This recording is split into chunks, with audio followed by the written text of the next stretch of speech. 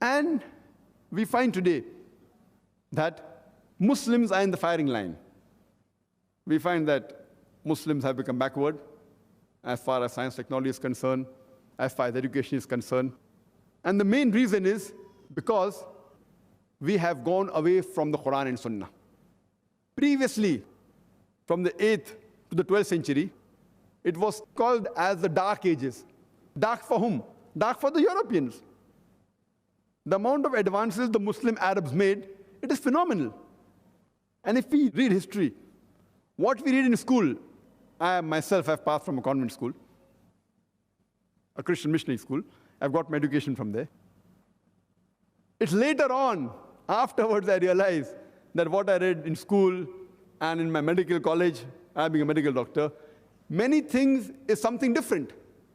We are taught in school that the blood circulation was first discovered by William Harvey.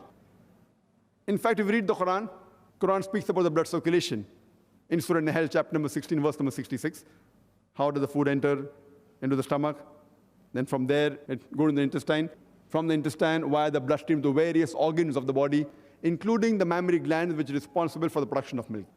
It speaks about the production of milk and about the blood circulation in a nutshell in Surah Nahl, chapter 16, verse 66.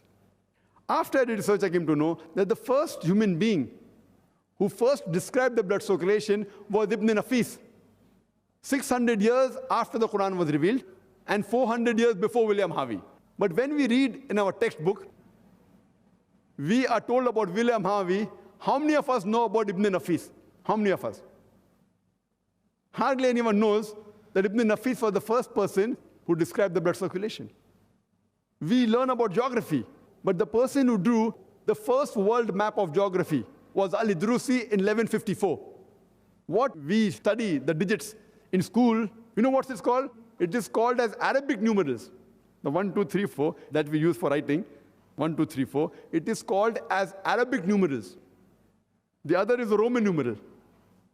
The Indians were the people who first discovered about the zero, and the Arabs took it from there and made it famous to the world by adding a decimal. That's how we have the system today.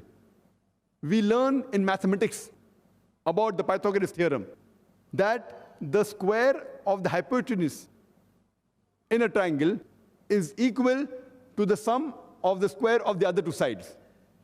The Pythagoras theorem that we learn in school, it was first discovered by Al-Tusi. So we know that Muslims, few centuries back, they were advanced in science and technology. But when we read in our textbook today, they are hardly mentioned. Who is the father of trigonometry? It is Al-Biruni. Have you heard of Al-Kindi? Al-Kindi wrote 200 works in mathematics, in geometry, in logic.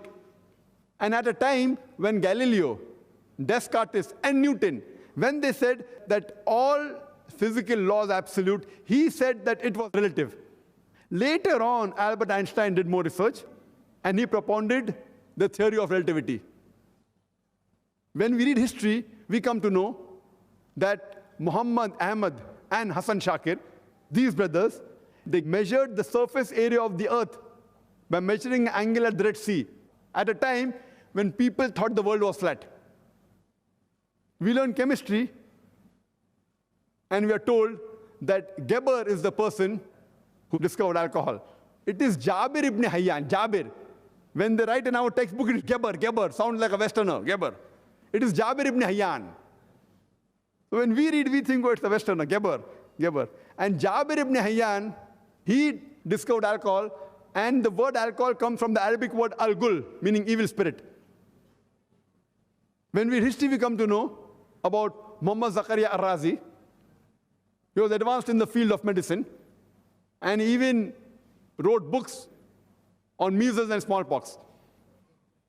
When we read medicine, we know that Ali ibn Abbas, he wrote 20 volumes on practice and theory of medicine. We are told about Avicenna, the Aristotle of the East. It is Ali ibn Sina. Ali ibn Sina, he was called as the Aristotle of the East. He was a philosopher, he was a mathematician. So when we go back to history and we see that we Muslims, we were on top of the world.